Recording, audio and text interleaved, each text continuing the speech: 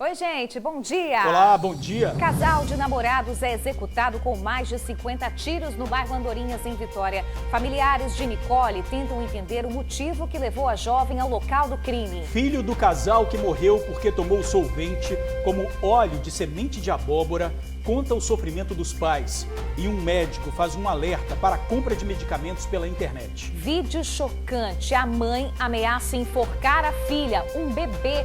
Ela teria feito as imagens para reclamar da indiferença do marido. Para o conselho tutelar, a mãe teve um surto e fez isso num ato de desespero. E uma criança morreu engasgada com uma bolinha de borracha. Ela tinha 5 anos. Uma tenente do Corpo de Bombeiros ensina manobras que podem salvar as crianças em casos de acidentes domésticos. Não deixe de ver. Cesan garante que o abastecimento de água na Grande Vitória está garantido.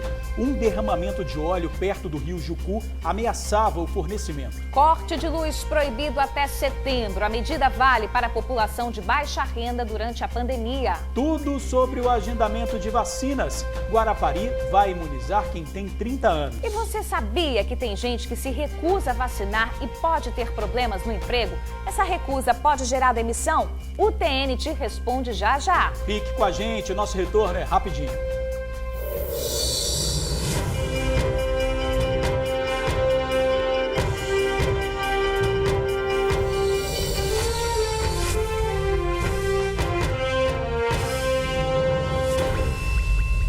TN1 de volta e a gente começa falando de um casal que foi executado em Andorinhas, Vitória. O crime foi nesta madrugada. Nicole Cordeiro tinha 20 anos, Wellington Santana, 26. Os dois foram executados com mais de 50 tiros. Nicole tentou correr dos bandidos e foi socorrida, mas morreu no hospital. A polícia contou mais de 30 disparos no corpo da jovem. Uma jovem tão bonita, né? Um casal tão novo.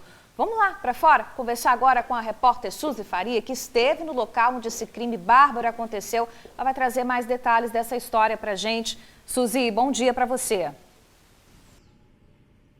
Bom dia, Bruna, George e amigos do TN. Uma história triste que começamos aí nesta quarta-feira. O crime aconteceu na madrugada, por volta das 4 horas, quando o assassino ou os assassinos invadiram este kitnet que fica em uma rua ali do bairro Andorinhas. E eles não precisaram usar de violência não, viu, Bruno e George? Entraram para executar os dois.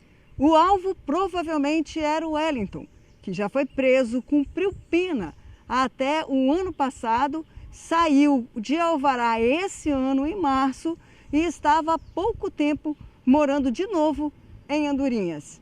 Mas todo esse detalhe e entender também por que não houve violência na entrada desse atirador ou atiradores, vocês vão acompanhar agora na reportagem.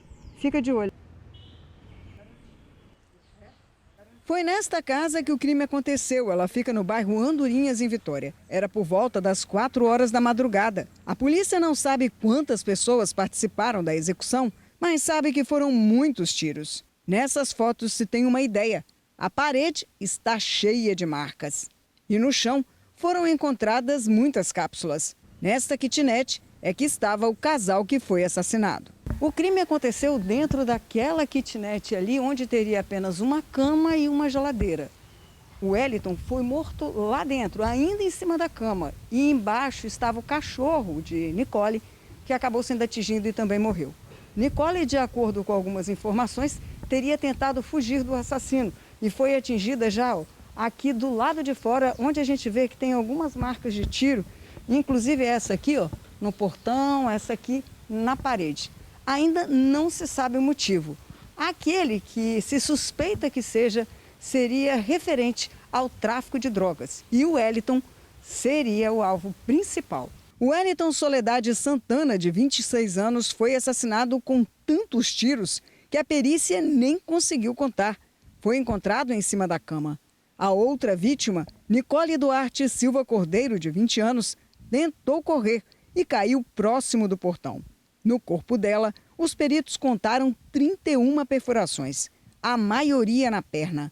Foram tantos tiros que quebraram o osso. O local, segundo a polícia, seria usado para encontros amorosos e também para o uso de drogas. E a pessoa ou pessoas que executaram os dois era bem próximo ou também usavam o local. É que para entrar eles não usaram a força nem mesmo arrombaram, usaram a chave, que na fuga ficou ainda pendurada na porta, como mostra essa foto. Nicole foi morta quando tentava fugir, por isso acabou sendo executada quase na rua. Foi socorrida por moradores que a ouviram pedir socorro. Chegou viva ao hospital, mas não resistiu. A família dela está em choque e prefere não comentar o que houve. Nicole era vendedora de uma loja de roupa no shopping. Há cerca de uma semana saiu de casa para morar com uma amiga.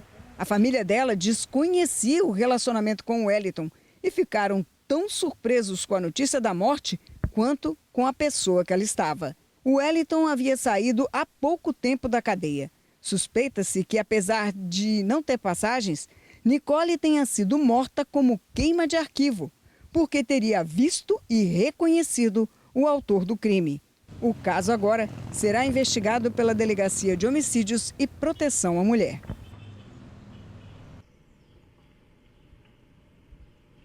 Em George, Bruna, lá no local, nós ainda tivemos contato com algumas pessoas que nessas ocasiões preferem não comentar, não gravar entrevista nem nada. Disseram que ouviram durante a madrugada muitos disparos. E como foi falado aí por vocês, são muito mais do que 50 tiros. De acordo com a polícia, no chão do quarto onde estava o Wellington, foram encontradas diversas cápsulas de pistolas. A maioria de um calibre que eles preferiram não falar agora para não atrapalhar as investigações. Um outro assunto que estava correndo ali entre os moradores do local é que essa pessoa, esse assassino ou assassinos, já teriam morado no bairro. E já teriam ficado lá há algum tempo, saído de lá no sábado passado e voltado só para fazer essa execução. Disseram ainda que isso ali no bairro, olha só, é muito comum. Seria uma espécie de iniciação dessa pessoa em alguma outra gangue rival. Para poder mostrar poder, coragem, eles se infiltrariam em determinado bairro e logo depois que saíssem dali teriam que voltar para executar a pessoa com quem eles tiveram contato. Isso, segundo algumas pessoas, a polícia me falou, já teria acontecido inclusive há alguns meses, num fato de um jovem de 14, 16 anos que foi morto por ali. Olha só o nível que chegamos dessa tal iniciação. Ir lá para matar uma pessoa que tem envolvimento com tráfico, mas não se sabe se esse teria sido o motivo do crime. E Nicole, por estar no lugar errado, com a pessoa errada, acabou sendo morta porque viu e reconheceu o autor desse crime brutal. George, Bruna. Ô Suzy, você trouxe a informação de que a Nicole tinha saído há uma semana de casa para morar com uma amiga e, na verdade, estava morando aí nessa residência, não é? A informação de que esse possível relacionamento, se realmente ele aconteceu, é de pelo menos 6 meses. Você tem essa informação? Sim, ela vinha se relacionando com esse rapaz já há algum tempo. Ele não moraria ali naquele lugar, ele estaria morando em outro lugar. E eles resolveram se encontrar ali. E eles estavam, tipo, ficando, né? Há cerca de 6 meses. Não era um namoro sério. E eles acabaram se encontrando nesse local justo no momento em que foram surpreendidos por essa pessoa, que esse detalhe é bem curioso, tinha a chave dessa kitnet. Tanto que na saída ele deixou a chave lá, como mostra a foto que nós conseguimos aí lá no local. A chave ficou lá, ou seja, a facilidade para entrar era muito grande, muitas pessoas frequentavam aquele local, George. E realmente, ela tinha 6 meses que estava com relacionamento com esse rapaz e a família não tinha conhecimento. É com você, George, Bruna. Tá certo, Suzy. Por enquanto, obrigada. Daqui a pouquinho você está de volta com a gente com mais informações, inclusive sobre esse assunto que eu chamo a sua atenção em casa agora, gente. Uma cena chocante que, infelizmente, tomou conta dos grupos de conversa de ontem para a noite. Uma mãe, se é que a gente pode chamar de mãe, né, divulgou um vídeo em que enforca a própria filha, que só tem 8 meses usando um cinto. A gente borrou as imagens porque realmente é muito forte, mas dá para a gente ter uma ideia da crueldade dessa ação, né? Na delegacia, gente, essa mulher disse que fez isso para chamar a atenção do pai da criança, que não tem ajudado financeiramente há 2 meses. Essa moça disse que o aluguel estava atrasado e tanto a mãe quanto as crianças estariam numa situação muito difícil. Foi o que essa moça tentou justificar aí na delegacia para esse ato tão cruel e covarde. Injustificável. Imagina o trauma para essa criança. Absurdo. Um vídeo aí que choca todo mundo. Triste demais ver uma situação exposta desse jeito, uma criança passando por isso. A Suzy Faria também acompanhou esse caso. Ô Suzy, você tem informações aí sobre o destino dessa criança? Muito triste, né? George, é uma situação que a gente não tem como acreditar que possa existir apenas para chamar a atenção de alguém, apenas para fazer raiva em alguém. E conseguiu, viu? Fez raiva em todas as pessoas que viram esse vídeo e ficaram indignadas com a posição dessa mulher.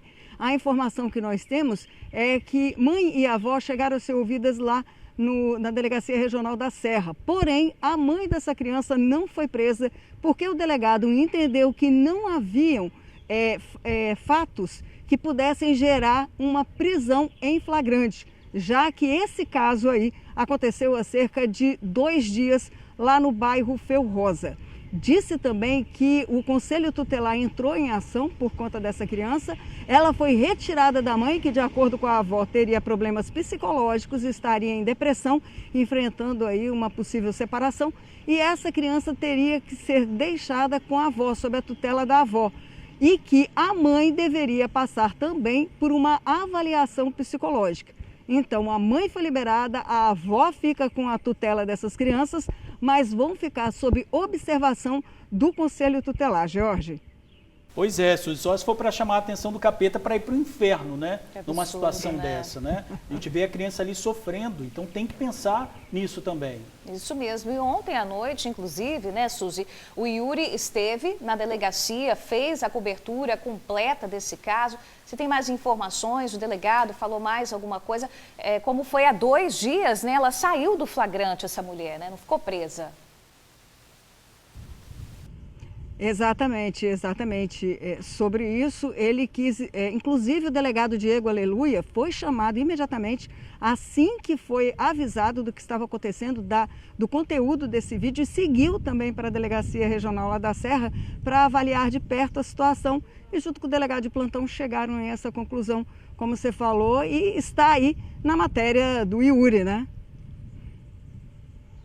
Chocante, por isso não vamos exibir as cenas de maus tratos. O vídeo que foi compartilhado nas redes sociais é de uma mãe que usa um cinto de roupa para estrangular a filha. A imagem fica escura e só é possível ouvir o choro da criança. A bebê de apenas 8 meses teve o cinto afivelado no pescoço e foi enforcada por alguns segundos enquanto a mãe gravava o vídeo. Em outra parte, ela ameaça matar a própria filha. Vou matar essa d... Vou matar essa d... Vou matar essa d... Você tá vendo? O caso aconteceu no bairro Felrosa, na Serra. Depois que o vídeo repercutiu, a mãe da criança foi localizada e conduzida à delegacia regional da cidade. Na porta do DPJ, a bebê estava no colo da avó materna. Eu sempre vou na casa dela. Aí cheguei lá, né, e tinha uns 10 minutinhos, acho que o conceito lá chegou lá, chamando. Aí na hora eu fiquei meio assim, nem ele, nós não tínhamos visto, eu não tenho telefone digital, eu nem sei mexer com telefone. Aí não fico sabendo de nada, né? Só que aí depois eles falaram lá, né, olha, eu vou ter que levar a sua filha. A senhora disse que a filha fez aquilo porque sofre com problemas psicológicos. É a depressão.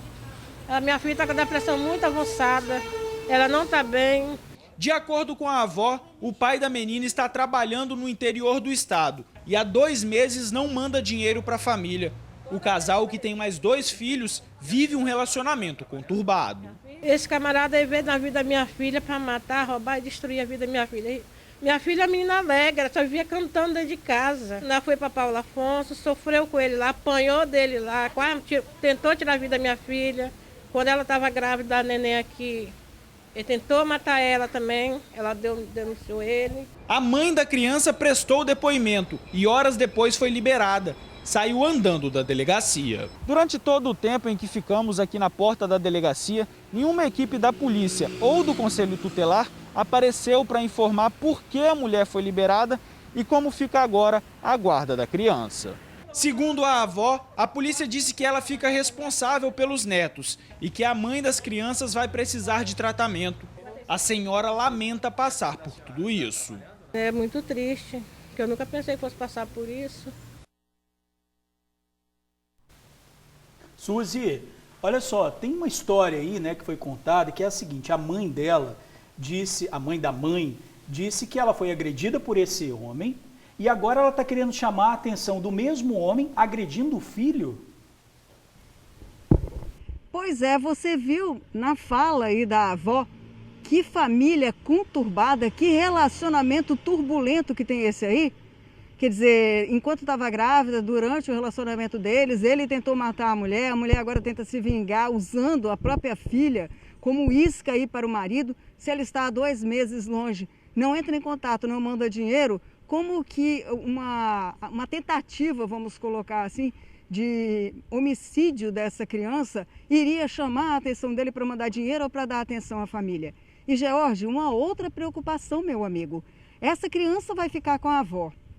A mãe deve morar perto. Como é que fica esse relacionamento? Será que essa mãe teria condições de ter contato? Ela vai poder ficar próximo dessa criança? É que nós já vimos tantos casos, né, meu amigo, que já aconteceram aí de pais querendo chamar a atenção do companheiro, de mulher ou de homem, querendo chamar a atenção pelo companheiro, e quem acaba pagando esse pato são as crianças. Então, até que ponto, estando com a avó, essa criança vai estar segura? Até que ponto, estando com a avó, a mãe não vai ter acesso a essa criança? Como é que vai ficar daqui para frente? Ela com depressão, totalmente descontrolada, como nós vimos aí no vídeo, dá para notar perfeitamente isso. Como fica daqui para diante essa situação? É a pergunta que fica, meu amigo George e Bruna.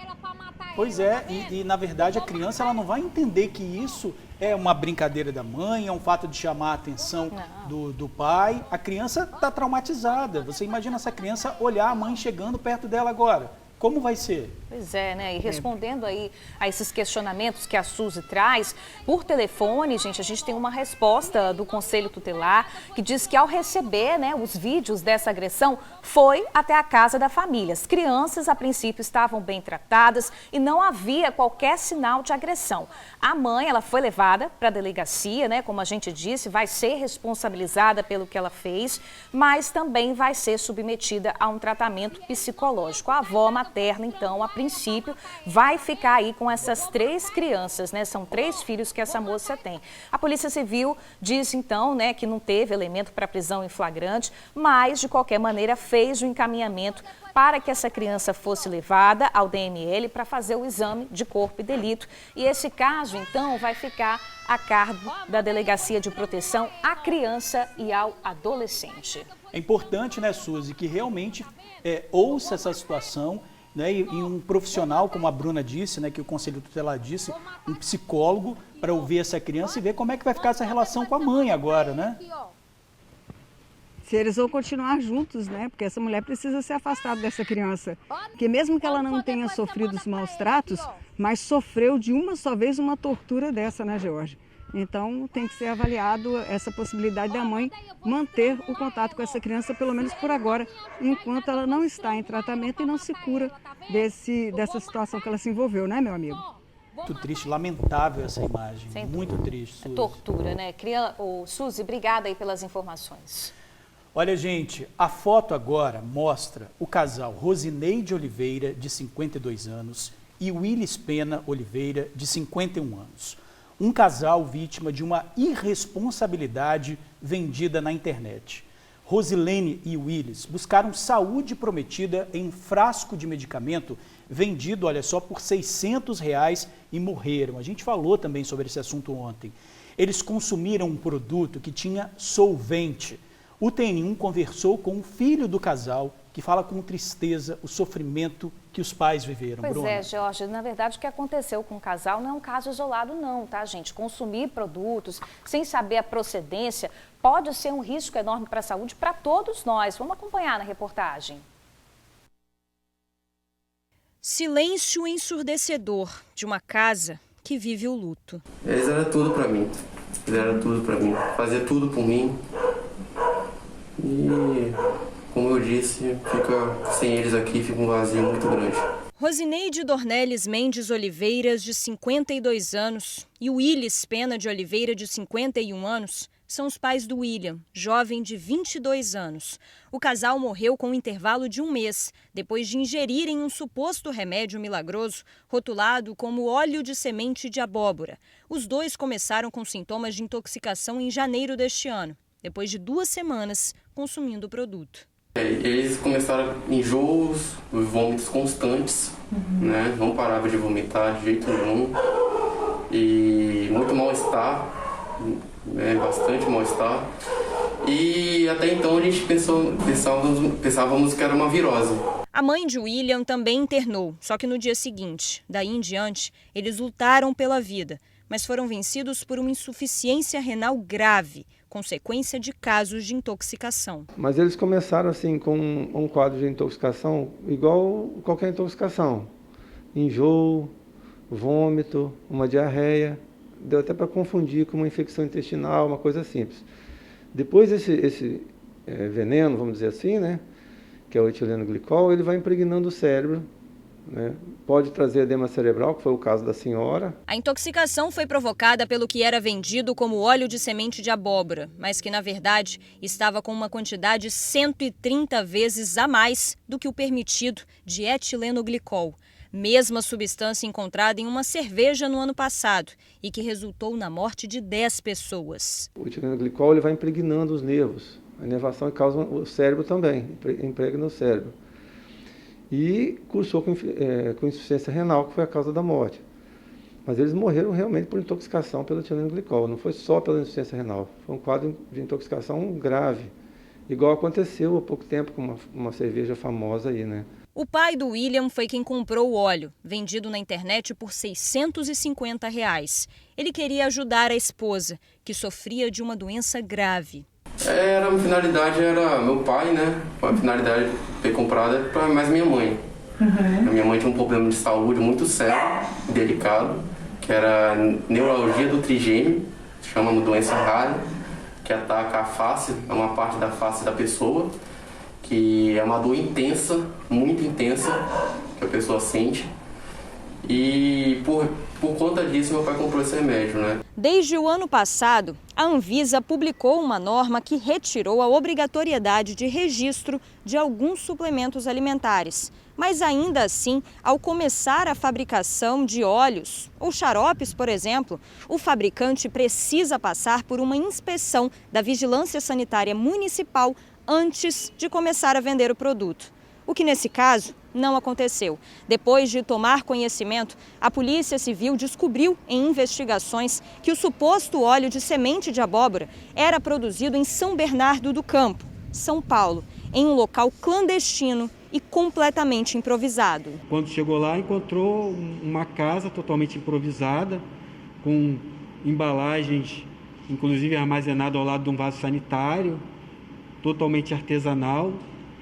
E a vigilância sanitária estava junto com a Polícia Civil, fez os autos de infrações lá pelas infrações sanitárias e o responsável foi preso em flagrante por estelionato, que ele confessou que ele comprava o óleo vegetal, óleo de girassol, misturava anilina, misturava um saborizante, fracionava nos frascos e vendia como esse suposto óleo milagroso. O fabricante de 34 anos foi preso em flagrante por 3 crimes: estelionato, crime contra relações de consumo e falsificação de produtos terapêuticos. E também foi indiciado por duplo homicídio culposo pela morte de Rosineide e Willis. Parece que foi preso, que fique lá, é o que eu peço, que a justiça seja feita.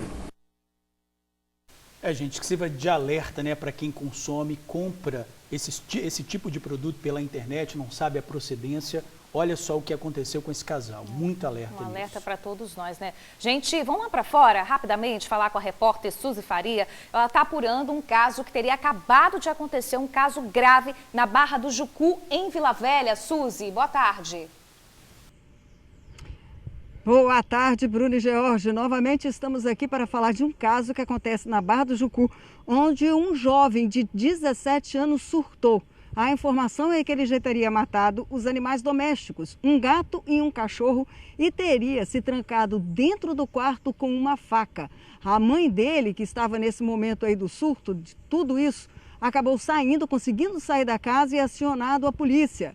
O grupamento especial aí da Polícia Militar, a companhia CIMESP, já está se deslocando para o local. Uma viatura da Polícia Militar já está lá esperando aí a CIMESP, que tem negociadores para fazer com que o rapaz se renda e evite aí machucar mais pessoas dentro de casa. Então, se você está aí na Barra do Jucu e viu uma movimentação de polícia, pode ter essa informação de que está acontecendo uma tentativa da polícia retirar o jovem de dentro de casa, que está armado com uma faca, para que ele não cometa mais nenhum crime, nem se machuque, nem machuque ninguém ali. Como eu disse, os negociadores do CIMESP já estão indo para o local. Com vocês, Jorge e Bruna. Suzy, já fica aí que você vai voltar a falar com a gente, mas a Bruna tem um recado aqui antes, né, Bruna? É isso aí, gente. Outro assunto. Depois de 3 dias desaparecido, foi encontrado morto um adolescente de 16 anos que havia sido visto pela última vez na praça do bairro Mestre Álvaro, que fica lá na Serra. Mas na noite de ontem, infelizmente, o corpo dele foi encontrado no bairro Nova Carapina 2. Ele foi assassinado com um tiro na cabeça. Vamos voltar a falar com a Suzy Faria, que tem detalhes desse caso. Suzy. Pois é, George, pelas primeiras informações que nós tivemos, esse rapaz estava vivendo com uma namorada em um bairro vizinho a Nova Carapina. De acordo com a informação passada pela polícia, ele já estava sendo ameaçado no bairro onde morava, exatamente Nova Carapina. Teria saído da casa da namorada no domingo para ir à casa da mãe buscar uma roupa, mas não voltou, nem entrou em contato com a família. Teria ficado perambulando por ali por todo esse tempo até ser encontrado morto. Mas quem foi lá e conferiu todas essas informações foi a minha colega, a repórter Manuela Machado. Vamos ver na matéria dela aí. Davi Lopes de Oliveira, que tinha 16 anos, estava desaparecido há 3 dias. Essa foto foi divulgada nas redes sociais e dizia que o adolescente tinha sido visto pela última vez na praça do bairro Mestre Álvaro, na Serra. Mas Davi foi encontrado morto na noite desta terça-feira. O corpo estava nesta obra, que fica na rua Tucuruí, no bairro Nova Carapina 2, na Serra. Segundo a polícia, o adolescente estava sendo ameaçado de morte há alguns dias. Por isso, estava morando na casa da namorada, que fica em um bairro aqui no município da Serra. E de acordo com a perícia, ele foi assassinado com um único tiro no olho direito e o disparo aconteceu a queima-roupa. Segundo a polícia, a vítima tinha ido na casa da mãe, em Nova Carapina, buscar roupa e sumiu.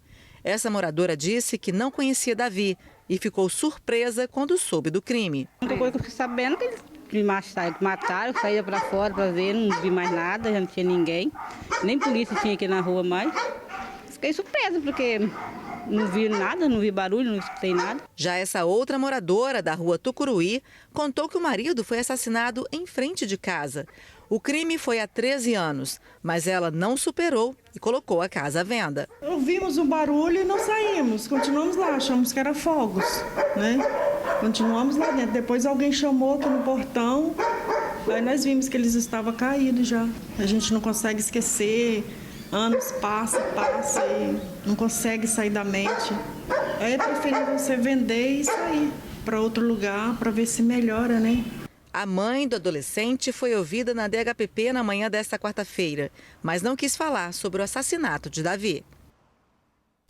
Ô Suzy, mais um caso aí, né, que a gente vê um jovem assassinado. Nesse caso ele também estava morando com a namorada. É a mesma forma do primeiro crime que a gente mostrou no início do jornal? O motivo deve ser o mesmo, tráfico de drogas. Mas no caso dele, um tiro no olho não é muito comum não, viu, George? Isso indica que a pessoa que fez isso queria deixar um recado. Digamos assim, na linguagem do crime seria que ele viu alguma coisa que não deveria ter visto ou falou demais por ter visto isso. E de acordo com a polícia, esse tiro foi a queima-roupa, ou seja, quem deu estava muito próximo da vítima, tanto que teria chamuscamento aí no rosto dele. Então, na linguagem do crime, tiro no olho você viu o que não deveria ter visto. Ele estava ameaçado no bairro, sequer chegou até a casa da mãe, não entrou em contato com a mãe nesses 3 dias, que supostamente estava desaparecido, não entrou em contato com a namorada e só foi encontrado neste local com um tiro no olho. É uma situação que agora, né, George, tem que ser investigada pelo delegado aí, Rodrigo Sandimori, lá da Serra, para definir certinho qual era o motivo desse crime. E, meu amigo, violência é uma coisa que não acaba, né? Uma última informação que eu queria dar para você é que lá no bairro Barra Mares, agora em Vila Velha, um pouco antes da gente entrar no ar, uma senhora que estava pegando um pouquinho de sol com uma criança de 4, 5 anos de idade no colo, foi rendida por 2 homens que passavam por lá, que nem pensaram na criança no colo dela, enfiaram um revólver na cabeça, levaram ela para dentro de casa, tentaram impedir que ela ficasse com a filha e fizeram uma limpa na casa. Pelo que nós soubemos agora, os primeiros levantamentos levaram celulares, televisores, inclusive fios de cobra, chaves de veículos. Enfim, a mulher está apavorada, principalmente porque nesse meio tempo aí que o crime aconteceu, que eles estavam fazendo a limpa na casa dela, ficaram também com a criança impedindo ela de pegar. Já imaginou a frieza dessas pessoas? Esses 2 homens que teriam usado um veículo para colocar tudo dentro e da linha, não foram mais vistos ali na área. A única informação que nós temos é que eles teriam seguido em direção à Cidade de Deus. Se alguém souber de alguma coisa, o caminho vocês já sabem, é ligar para o 181 e denunciar. George, Bruna. Quanta violência, né? A Suzy falou agora há pouco também de um caso, de uma ocorrência que está em andamento lá na Barra do Jucu, em Vila Velha. Um jovem estaria preso dentro de casa com uma faca. A polícia já está se direcionando à Barra do Jucu, matou gato, cachorro, a mãe conseguiu fugir. Enfim, Suzy, qualquer novidade, isso é prioridade, viu? Chama a gente aqui. Obrigada pelas informações. Valeu, Suzy. Gente, olha, uma notícia triste no sul do estado. Uma menina de 5 anos morreu engasgada após engolir uma bolinha de plástico, foi em Cachoeiro de Itapemirim. Esse cartaz foi fixado no portão da escola onde a criança estudava. Francisca Vitória Andrade Barbosa chegou a ser socorrida, mas não resistiu. Segundo os bombeiros, a mãe chegou de carro com a filha numa base pedindo ajuda. A criança já estava desmaiada, tinha pulso, mas não conseguia respirar. Os militares tentaram realizar manobras para desobstrução, mas foi preciso levar a menina para um hospital. Segundo o hospital, a equipe realizou procedimento para a retirada do objeto e por 40 minutos tentou reanimá-la, mas não teve sucesso, Bruno. É uma loucura isso, né? Porque essas bolinhas, elas vendem em qualquer lugar, né? São acessíveis para qualquer um. Então, atenção, você aí de casa pode ajudar a salvar uma criança vítima de acidente doméstico, tá? A gente vai aprender agora as manobras com a Tenente Andresa, do Corpo de Bombeiros do Espírito Santo. Vanessa Calmon vai entrar ao vivo agora com a gente. Boa tarde, Vanessa. Muito boa tarde, Bruna, boa tarde, George, boa tarde para todo mundo que nos acompanha. Olha, gente, antes da gente já conversar com a Tenente Andresa, vou só mostrar para vocês essa bolinha aqui, olha, é uma bolinha de gude, mas ela se assemelha em muito em relação ao tamanho e também na massa, né, no peso da bolinha que a Vitória Francisca Andrade, infelizmente de 5 anos, acabou se engasgando. Por isso a gente trouxe aqui para mostrar, essa aqui é uma bolinha de gude, a outra era uma bolinha pula-pula, que a gente chama, né, que é vendida em tudo quanto é lugar, aí um monte de criança tem em casa, mas isso aqui, gente, é algo que a gente tem que tomar muito cuidado. Já vamos conversar então com a Tenente Andresa do Corpo de Bombeiros para a gente falar um pouquinho sobre essa questão dos cuidados com as crianças em relação aos brinquedos. Tenente, primeiro, muito boa tarde para você.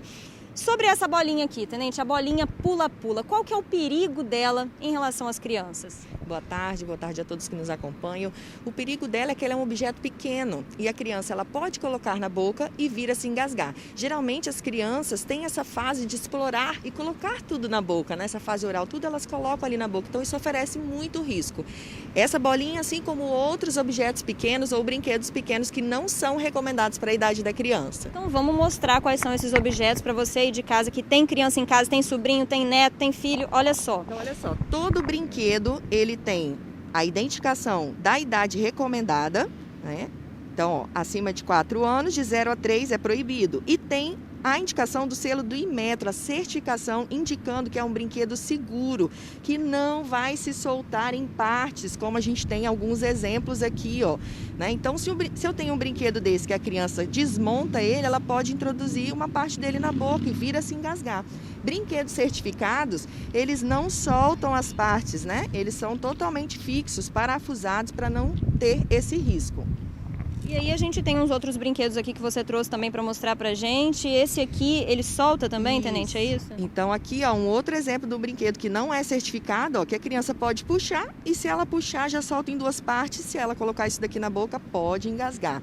Bexigas, muitos pais acabam deixando as crianças brincarem, né, com bolas, balões ali e ao estourar ou uma bexiga assim, ela pode colocar na boca e vir a se engasgar também.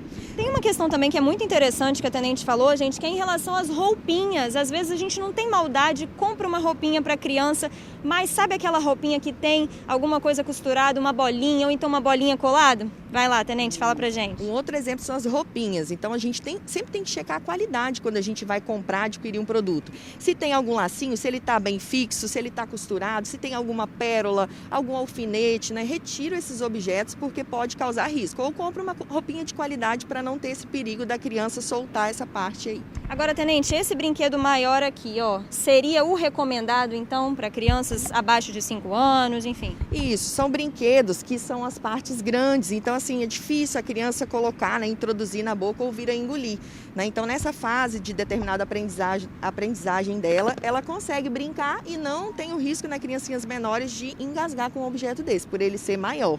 Bebezinhos também, olha, o tamanho do chocalho. Por que o chocalho não é pequenininho? Para não ter o risco dele colocar na boca. Então, são sempre brinquedinhos maiores, evitando ali o engasgo. Agora, gente, olha só. Muitos desses brinquedos aqui são de uma pessoinha que está aqui do meu lado. O pequeno Arthur. Arthur, fala pra gente, você tem 8 anos, mas a mamãe já te ensinou que não podia brincar com coisinha pequena? Fala pra gente. Ela já me ensinou que não pode botar as coisas na boca. Porque senão pode ter perigo de engasgar, né? Sim. Exatamente. Então vamos lá, gente. Se a criança vir a engasgar, o que fazer? Agora é o momento então que a tenente vai ensinar pra gente, pra você aí de casa. A criança engasgou, não precisa entrar em desespero. Existe uma manobra, né, tenente? Explica pra gente. Isso, existe uma manobra. Então eu vou me abaixar aqui, ó, ao lado da criança. Quando a criança tá engasgada e o engasgo é total, não vai passar nem um pouquinho de ar. Então ela não vai conseguir falar, não vai conseguir chorar e vai começar a ficar roxinha, arroxeada. Então eu vou me posicionar aqui, ó, rapidamente, me agachar atrás dela, vou fechar a mão nessa posição aqui, ó, e vou colocar um pouquinho acima do umbigo e vou fazer um movimento aqui, ó. Esse movimento, né? Não vou fazer de verdade aqui para não machucar o pequeno Arthur. Mas eu vou fazer esse movimento para que expulse o ar que ainda tem ali no pulmão dele e consiga desobstruir, liberar esse objeto, liberar as vias aéreas dele. E enquanto está fazendo essa manobra, é importante pedir ajuda também? Isso, interessante já pedir alguém, ora, liga o 193, liga para o Corpo de Bombeiros, porque caso não consiga desobstruir, para que a viatura, o socorro chegue o mais rápido possível.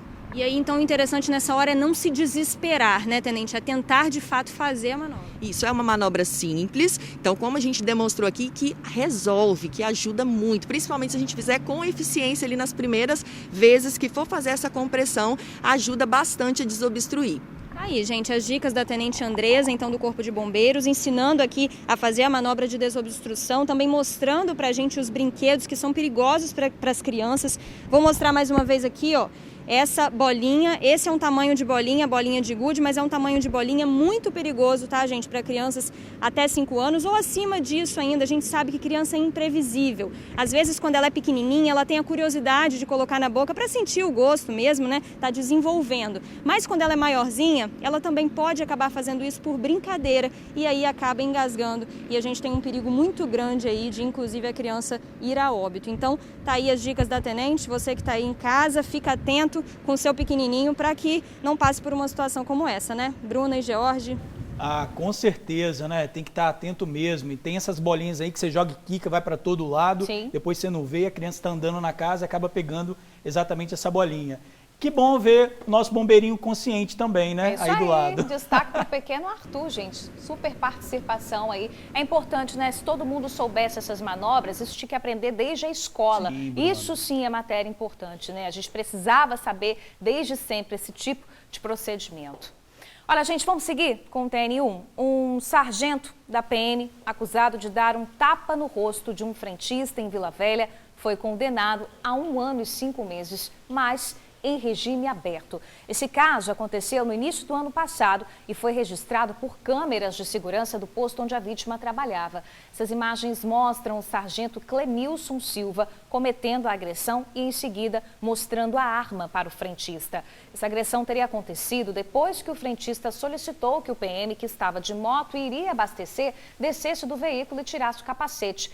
Com base no flagrante, exames e também depoimentos, o juiz entendeu que a conduta do policial foi desproporcional e com abuso de poder. A Corregedoria da PM informou que o processo administrativo disciplinar aberto pela corporação já foi concluído. Inicialmente, o sargento poderá exercer normalmente suas funções, inclusive na atividade operacional. Agora é hora de falar da vacinação contra a Covid no Espírito Santo. Tá chegando a sua vez, Bruna. Deus quiser, tá chegando, quase. Hoje quem traz as informações é o repórter Vitor Zucolotti. Tem alerta para quem se recusa a ser imunizado e uma notícia de terceira dose. Explica isso aí pra gente, ô Vitor. Tem gente que já se imunizou 3 vezes? Boa tarde para você. Ei, Jorge, boa tarde para você, meu amigo Bruna, que está aí no estúdio. O pessoal que está assistindo o TN1, é isso mesmo, tá? 699 pessoas teriam tomado 3 doses de imunizante contra a Covid-19 e nem todas elas seriam moradoras aqui do Espírito Santo. Foi o que apontou um estudo que está sendo realizado por um consórcio de universidades. E esse consórcio ele utiliza dados do DataSUS, né, através do sistema de informação do Programa Nacional de Imunização, né, do Ministério da Saúde, está todo sistematizado. Eles têm acesso, né, eles montaram um painel para ver irregularidades também, inconsistências, como é que está o ritmo de vacinação, a projeção de vacinação e também ver algumas coisas que podem estar dando errado. E aí apontaram 699 pessoas no estado que teriam recebido 3 doses de vacina.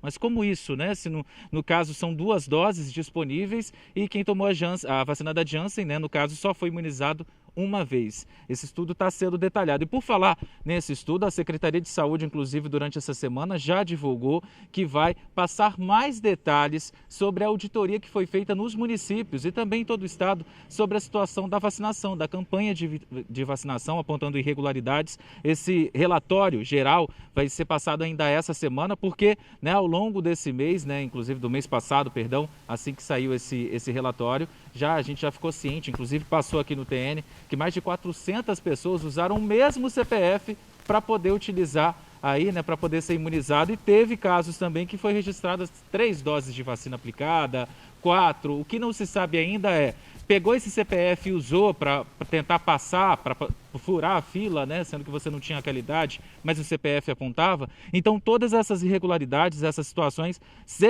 devem ser ainda ao longo dessa semana serem registradas e apontadas de fato direitinho pela Secretaria de Saúde. Você imagina, tanta gente querendo vacinar e teve gente que já vacinou 3 vezes, Bruna, George. Tem que ver isso aí, né? Tem que ver, eu aqui esperando a primeira dose, né? Agora, falando nisso, Vitor, você tem informações também sobre os agendamentos aqui na Grande Vitória. Já tem uma novidade, Guarapari vai começar a partir de amanhã, um agendamento de pessoas a partir de 30 anos, meu amigo. Tá quase na nossa vez, né, Vitor? Na sua, a dele já passou, né?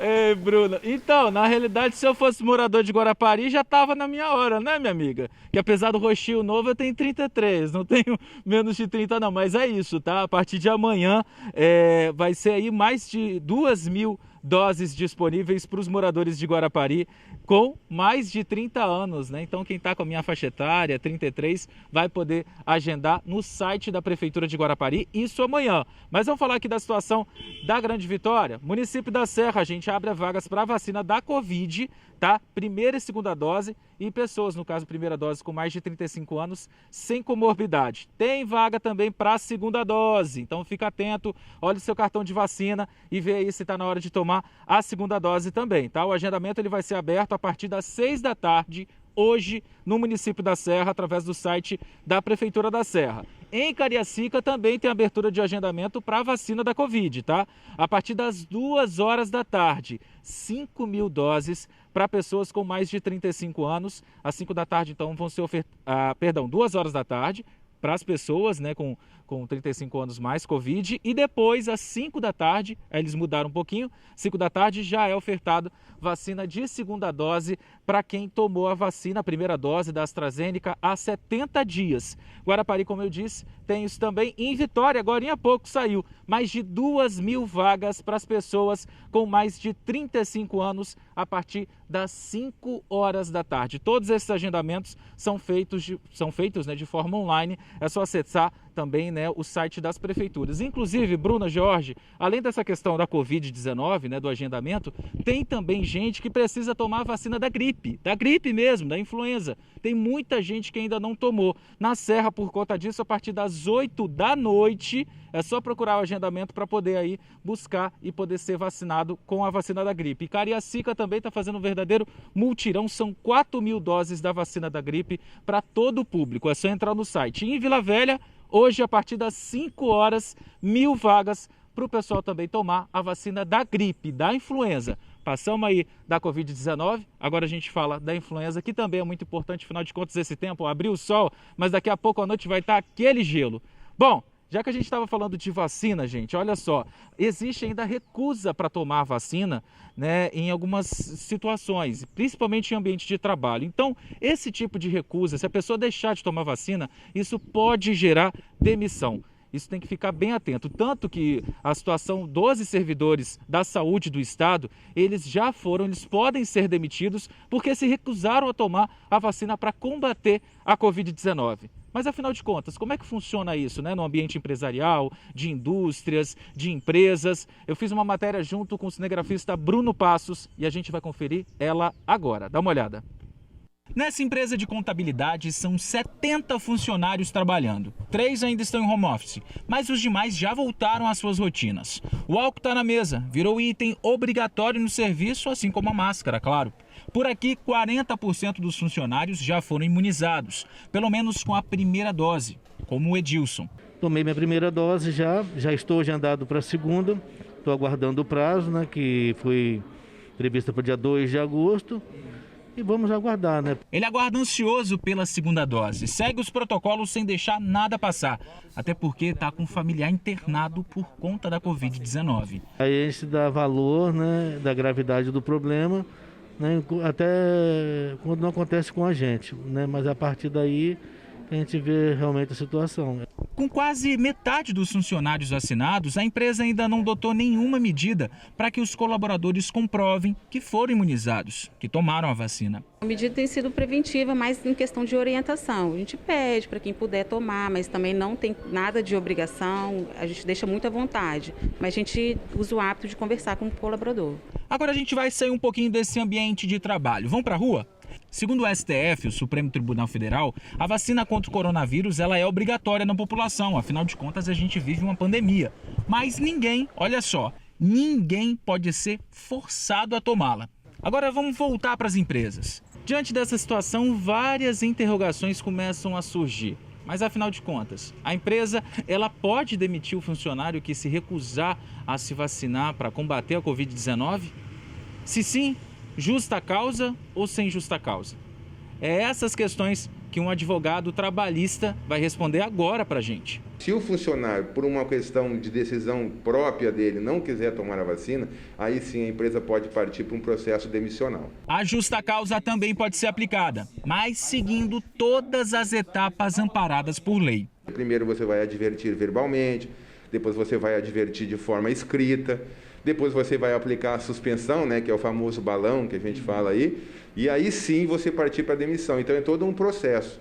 Temos um conflito, liberdade individual e a vida dos funcionários, a saúde coletiva.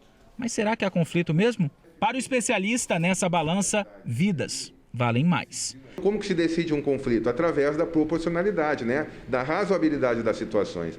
Então, a empresa tendo, né, cumprido rigorosamente, né, cumprido todas as suas obrigações em relação ao ambiente de trabalho, esclarecido seus funcionários em relação a isso, no meu entendimento, prevaleceria o entendimento coletivo. E aí, então, daria-se um motivo para a demissão do funcionário. Pois é, gente, essa situação, tanta gente que quer ser vacinada e ainda não conseguiu, e tem gente que está aí deixando esse privilégio, né, diante de uma pandemia, deixando isso de lado. É muito importante vacinar, é muito importante, inclusive, dar o exemplo. É por isso, né, que esses profissionais da saúde que eu citei no início da matéria, né, logo que eu chamei a matéria, que não tomaram a vacina, eles têm uma semana para comprovar, ó, já tomei a vacina, ok, eles vão continuar a voltar a trabalhar. Caso eles não façam isso, eles não vão poder atuar nos hospitais onde eles trabalham, em clínicas, e aí isso vai gerando como falta. Se chegar a 60 dias, além do desconto dos salários, esses profissionais podem ser demitidos. Afinal de contas, eles trabalham na área da saúde, que é a área mais importante nesse momento de pandemia. São essas as informações. Bruna, George, eu volto com vocês aí no estúdio. Tá certo, meu amigo. Só atualizando a informação sobre a vacinação da gripe em Vila Velha, vai ser hoje 1.000 vagas disponíveis. Elas estarão disponíveis a partir das 15 horas. Você que mora em Vila Velha, então, 3 horas da tarde tem agendamento aberto para vacinação da gripe. Ô, Vitor, você ganhou o dia hoje, hein? Bruna achou que você tinha menos de 30 anos, mas você não me engana, porque sua quilometragem é bem rodada, né, meu amigo? Olha! Pois é, Vitor. Desse modelo. Achei que você estava aí junto comigo, aí, década de 90, mas estamos juntos. Daqui a pouco chega a nossa vez. Não, eu sou cringe. Tá certo, é cringe nada, meu amigo. Obrigada aí pelas informações, tá? Bom trabalho para você. Olha, gente, após o derramamento de óleo perto do Rio Jucu, a Cesan garantiu que o abastecimento de água na Grande Vitória está garantido, viu? De acordo com a Cesan, a qualidade da água que chega às casas nas regiões metropolitana e serrana está sendo monitorada pela Cesan.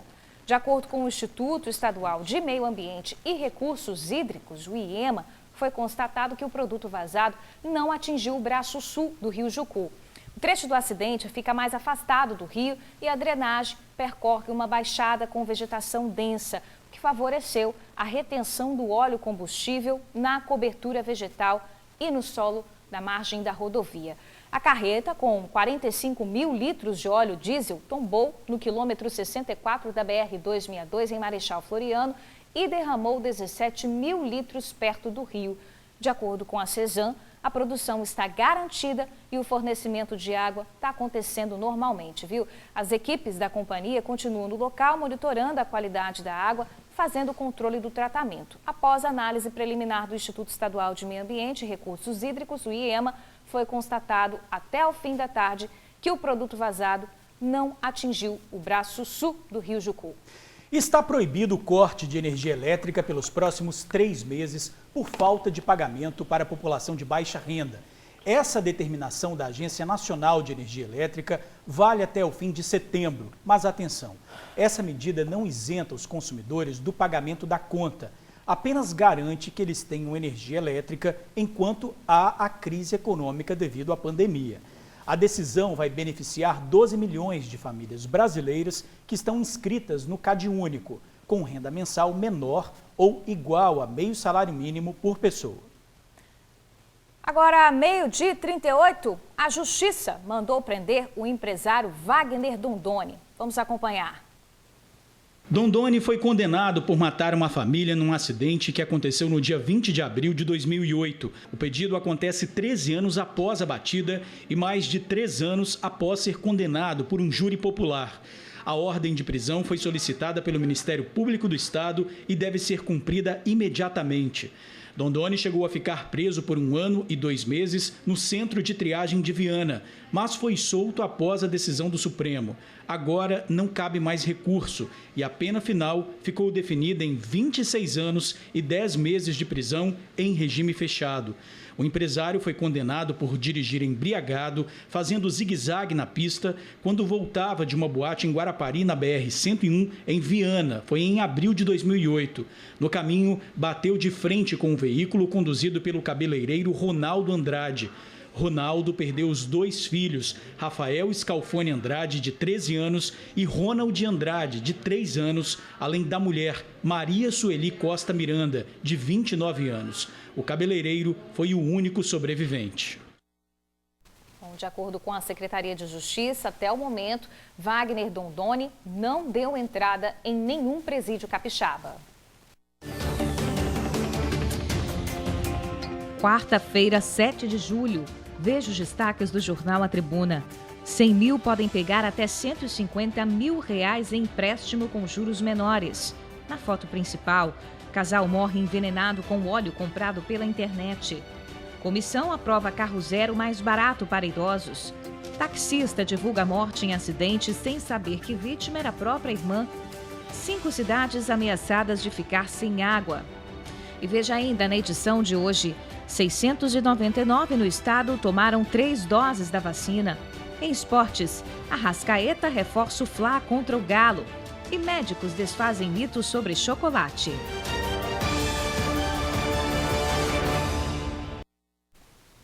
Pilotos do avião que caiu em Guarapari estão na UTI em um hospital de Vitória. Carlos Dias, de 71 anos, e Juan Pablo, de 31, sobreviveram à queda no último domingo. O bimotor explodiu e, segundo informações da família, Carlos Dias foi entubado porque estava com dificuldade para respirar. Na queda, ele fraturou o maxilar e o nariz. Já o piloto, Juan Pablo, sofreu queimaduras. A aeronáutica investiga esse acidente. Havia informação de que os 2 pilotos teriam saltado da aeronave em movimento, mas nada foi confirmado. Somente as investigações vão apontar as causas da queda e como Carlos Dias e Juan Pablo conseguiram se salvar. Quase 270 mil pessoas estão desempregadas aqui no estado. Uma situação crítica que é agravada pela pandemia, né? E em um momento tão difícil, né, para as famílias, o preço do gás de cozinha e da gasolina sofreram mais um reajuste. O aumento já está valendo e, olha, vem dias após o reajuste, a taxa extra da conta de luz. Faz as contas aqui, corta gastos ali, se reajusta, economiza e assim a Beth vai tentando driblar a crise. Tem que fazer até sorteio o que vai pagar, porque o negócio tá brinquedo não, tá?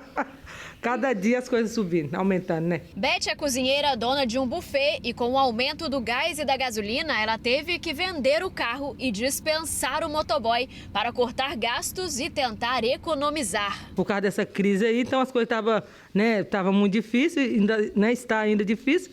Aí eu tive que dispensar, mas é tanto que as pessoas hoje, quando fecham comigo, às vezes tem hora que eu falo, vocês têm que retirar no local. A Petrobras anunciou um novo reajuste de até 6,3% na gasolina, no diesel e no gás de cozinha. Com isso, esse é o 15º aumento consecutivo no preço do gás. Já a gasolina, só esse ano, aumentou 3 vezes. A gasolina aí podendo chegar a R$ 6,00 no consumidor final. Também o GLP também teve aumento, podendo chegar a R$ 105,00 a botija. Bom, isso se deve em relação ao aumento que teve no mercado internacional. Como nós importamos esses produtos, são os derivados de petróleo, como o petróleo aumentou no mercado internacional, a Petrobras precisa repassar o preço para o produto interno. Apesar do dólar estar caindo, mas o aumento internacional foi muito maior do que a variação cambial interna. Então, nesse caso, a Petrobras repassa para o preço internamente. Com isso, sempre nós, consumidores, que sofremos um pouco e pagamos muito mais, né? Silvia é motorista de aplicativo e com tantos aumentos assim, ela tem algumas estratégias para conseguir lucrar. Como trabalhar no horário de mais demanda, com valores mais altos, valor dinâmico que a gente chama, né? Para poder compensar esse aumento do combustível. Para poder conseguir ter um lucro melhorzinho, porque está complicado. É gasolina aumentando, gás de cozinha, diesel e até a energia. Tudo subindo em meio a uma crise. Pois é, parece que as contas não fecham, né? Semana passada, mostramos aqui o aumento na conta de energia, que começou a valer esse mês. A energia foi para a bandeira vermelha nível 2 e passou de R$ 6,24 para R$ 9,49, um aumento de 52%. Isso devido à falta de chuva, né? Então as reservas de água, né, estão baixando, e esse aumento é naquela banda chamada vermelha, né, entre 18 horas até as 21 horas, onde a energia é muito mais cara. Então é preciso, nesse período quando chegarmos em casa, nós economizarmos um pouco mais a energia. Beth sentiu esse aumento e logo buscou medidas para economizar. Quando eu estou no quarto, né, eu desligo a luz da sala. Quando entra na cozinha, se for precisar ligar a luz, eu ligo e desligo as outras luzes. Às vezes, na hora que eu desligo, tem um bocado de você está vendo uns aparelhos aí quase tudo desligado, porque senão tá difícil. Explode a conta no fim do mês, né? Errada não tá, né?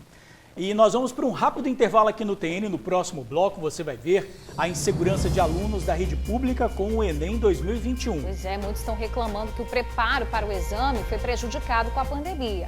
Fica com o TN, a gente volta rapidinho. Estamos de volta. Vamos falar agora do Enem 2021. Muitos alunos, principalmente da rede pública, estão inseguros com a realização da prova, e isso por causa da pandemia, né? E com certeza os estudos tiveram que ser remotos. E para muita gente, esse novo normal é bem diferente do que está, claro, numa sala de aula. Estudar em casa é um desafio, né, Beatriz? É irmão chamando e pedindo atenção, celular tocando, barulho de vizinhos. Difícil manter a concentração assim. É muito difícil conseguir manter o foco, muita determinação, exige muito do nosso comportamento mesmo. Não, peraí, eu vou parar, eu tenho que estudar. Tem várias coisas que atrapalham, um vizinho, um cachorro chamando, um irmão chamando, uma mãe pedindo alguma coisa. Então, você tem que estar ali, você tem que ser muito bem regrada, assim. Beatriz tem 17 anos, estuda em escola pública e quer prestar vestibular para medicina. E para isso, precisa de uma boa pontuação no Enem, prova que avalia o desenvolvimento do aluno durante o ensino médio. Ai, um frio na barriga, primeira vez o Enem, ainda mais uma prova que vai avaliar todo o nosso ensino médio. Não foram fáceis os 2 últimos anos ainda no EAD, sem esse contato com a escola, sem o contato aluno-professor. Ela é apenas uma dos milhares de estudantes de escolas públicas que vão fazer o Enem esse ano, mas que estão inseguros. Muitos não se sentem preparados por falta de estrutura. Eu me adaptei, mas continua com várias dificuldades. E como a gente tem um apoio da plataforma, só que os professores, por mais que eles tentem, a escola também, é muito aluno, é muita gente para responder pergunta. A maioria dos alunos sente uma grande dificuldade de estudar em casa.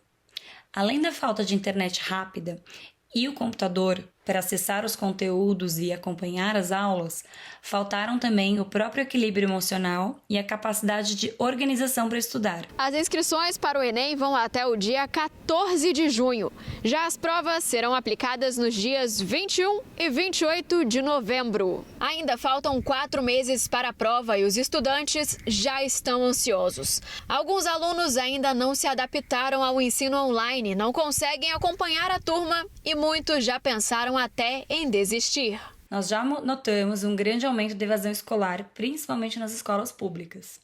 Muitos estudantes terão mais dificuldade para performar bem no Enem e de ingressar em faculdades. Mesmo com todos os desafios, a Bia segue firme e forte, tentando manter o foco. Ai, que é um desafio mesmo, porque vai avaliar todo o nosso ensino médio, sendo que nos 2 últimos anos a gente não foi para a escola. Eu conheço várias pessoas que não puderam ter acesso ao EAD, que tiveram que ir na escola e falar, olha, não tem como.